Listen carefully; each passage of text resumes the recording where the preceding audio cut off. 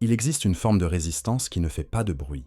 Elle ne crie pas, ne s'oppose pas frontalement, ne détruit rien en apparence. Elle se manifeste par l'attente, le report, l'hésitation chronique. C'est la résistance passive à sa propre vie. L'auto-immobilisme ne ressemble pas à un refus clair. Au contraire, on dit souvent oui en parole, tout en disant non en acte. Oui, on veut changer, mais pas aujourd'hui.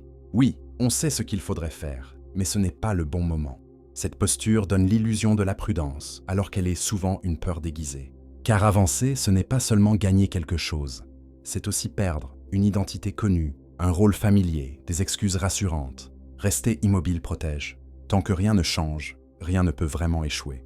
L'auto-immobilisme devient alors une stratégie inconsciente de survie psychique. Mieux vaut une insatisfaction maîtrisée qu'un risque incontrôlable. Cette résistance se nourrit aussi du regard social. Tant que l'on n'agit pas, on ne s'expose pas pleinement au jugement.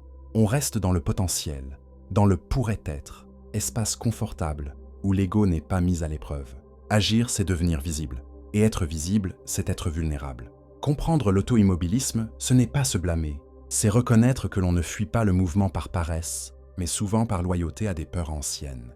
La sortie ne passe pas par la violence envers soi, mais par un geste minuscule, presque banal, accepter de bouger sans garantie.